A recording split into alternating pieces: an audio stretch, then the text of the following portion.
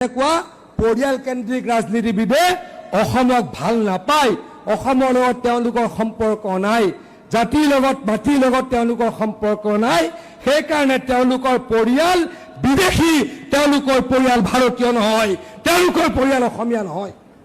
গতিকে তেনেকুৱা মানুহক আমি ভোট দিলে লাভ নহ'ব। কিন্তু সেইকাৰণে যাৰ পৰিয়াল বিদেশী, যাৰ পৰিয়াল ব্ৰিটিছ, সেই পৰিয়ালক এইবাৰ সেই পৰিয়ালৰ নেতাক যোৰহাটৰ মানুহে সিদ্ধান্ত লৈ 21,000 ভোটৰ ব্যৱধানত পৰাস্ত কৰাইছে। কৰাইছেনে নাই কওক? কৰাইছেনে নাই কওক? গতিকে যোৰহাটৰ ৰাইজে বুজিলে, শ্ৰদ্ধাৰ যোৰহাটৰ ৰাইজে বুজিলে, আপোনালোকে এইবাৰ বুজক, আৰু কাম কৰিম, আপোনালোকক আমি প্ৰতিশ্ৰুতি দিছোঁ। আকৌ কৈছোঁ, ভোট নিদিয়াৰ পাছতো এই মায়ঙৰ পৰা একেবাৰে ধিংহৈ শিলঘাটলৈকে এই প্ৰকাণ্ড মথাউৰি ৰাস্তা বনাইছোনে নাই কওক? বনাইছোনে নাই কওক? এই ৰাস্তাৰ চিলেকশ্যন মোৰ হাতৰে হৈছিলে। এই যে প্ৰায় 1100 কিলোমিটাৰ মথাউৰিত পকা ৰাস্তা কৰিছিলোঁ, এই যে মথাউৰি পকাকৰণ কৰিছিলোঁ, এই ৰাস্তাটো মোৰ হাতৰে চিলেকশ্যন হৈছিলে। আৰু মুখ্যমন্ত্ৰী ডাঙৰীয়াই এই ৰাস্তা বনাবলৈকে নিৰ্দেশ দিছিল। মোৰ মনততো তেতিয়া প্ৰশ্ন জেগা নাছিলে যে এই ৰাস্তাটো বনালে গোটেইখিনি সংখ্যালঘু মানুহৰ সুবিধা হ'ব। মইতো তেনেকৈ ভবা নাছিলোঁ। হয়নে নহয় কওক? আপোনালোকে মই প্ৰমাণ দিছোঁ, আমিতো তেনেকৈ নাভাবোঁ। মই 3টা কাম কৰিলোঁ।